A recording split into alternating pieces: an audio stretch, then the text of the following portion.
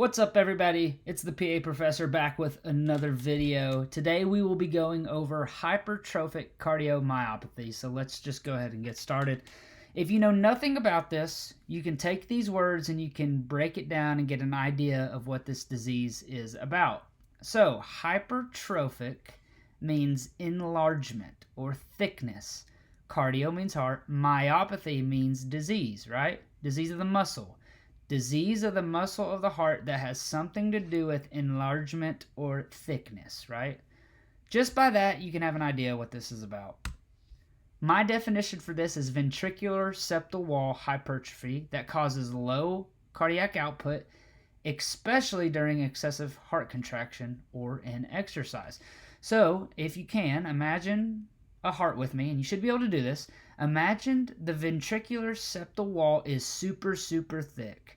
So when your heart tries to squeeze to get blood to go into the aorta, that septal wall kind of blocks that blood and reroutes it just back into the ventricle. Thus, you have low cardiac output. A subtype of hypertrophic cardiomyopathy that you need to know is HOCM. This stands for hypertrophic obstructive cardiomyopathy, and that is exactly what I was talking about. It's when the outflow of the blood into the aorta is hindered due to that thickened septal wall. Now this, fun fact, this starred, bold, red line right here, you need to know this. This is going to be on your PANCE, it's going to be on all your EOREs, it's going to be on your EOCs, all your cardio exams. Hypertrophic cardiomyopathy is the most common cause of cardiac death in young athletes. You need to know this. Your vignette's going to say a 16-year-old male was playing basketball when he suddenly dropped to the floor, collapsed, and died. What did he most likely have? It was hypertrophic cardiomyopathy. Take that to the bank. You're going to be asked that.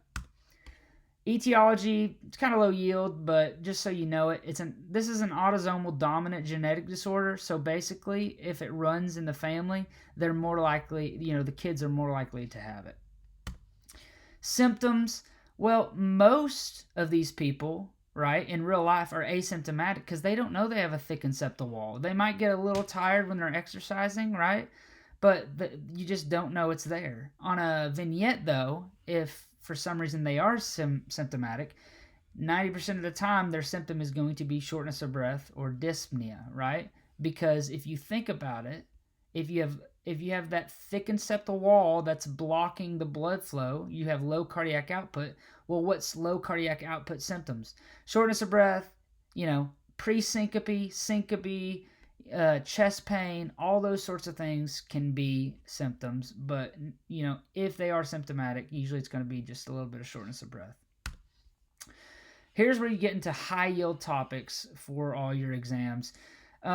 Usually you should have 2 heart sounds, right? So if your vignette says 16-year-old male presents to the clinic for a sports physical and you hear an S4 gallop, well, hold up, that's abnormal, right? Because you should only have 2 heart sounds. But if they say you have an S4 gallop, you should automatically be thinking hypertrophic cardiomyopathy because that sound right there is always pathological. This sudden cardiac death, we talked about that just a minute ago. Usually this happens due to VFib, right? So you have no cardiac output because of the thickened septum blocking that outflow of blood. So you have no blood going to your coronary arteries, right? Your heart's like, we don't have any blood to pump, so let's just quiver. So you go into VFib and arrhythmia, right? You'll also hear, this is very high yield, these 2 right here. You'll hear a murmur on this patient. And you'll hear the murmur, and it'll be described as, this patient has a harsh crescendo decrescendo systolic murmur best heard at the apex. Well, hold up just a second. There's another really high yield murmur that has a harsh crescendo decrescendo systolic murmur, right? Aortic stenosis. But one way you can differentiate it is the location, right? HCM is at the apex or left sternal border. Aortic stenosis is where? The right upper sternal border, right? So this is kind of lower yield than the next point. So I wouldn't remember. You could remember this, but it's not as high yield as this. The murmur that you hear with people with HCM will decrease with increased venous return, right? Why is this so important? Because usually in murmurs, well, what is a murmur? Murmurs are abnormal blood flow through the valve, the sound that makes, right? So the more blood flow, if you increase venous return to the heart, the more blood flow you get to that valve, the louder that murmur should be, right? Well, that's true for 95% of murmurs, but for HCM, this murmur is going to decrease with increased venous return, right? And this is because, and this, I don't know if this is 100% true, but this is the way I think of it. The more blood you have in, your left ventricle, the more that blood is going to press up on that thickened septal wall, and it's basically going to make that septal wall kind of cover up the aorta, right? So that's just the way I think of it. You also need to know these because your tests will have this, ways of increasing venous return: squatting, leg raise because you're using gravity to pull blood from your legs to your heart, sitting, same reason for that. And then just vice versa, this murmur will increase with decreased venous return. How do you decrease venous return? You bear down, right? You increase the pressure in your thoracic, your chest, which pushes blood to lower pressure areas like your extremities. And then also standing up. So this is super high yield. You need to know this. This HCM murmur decreases with increased venous return. Your workup, kind of not. This may be a little higher yield than this, but if the patient's symptomatic, you should do an EKG. You might see left axis deviation. What is axis deviation? It's basically the direction of the heart impulses. It's like the sum direction of all the heart impulses. Well, if you have that thickened septal wall, it's kind of more on the left side of the heart.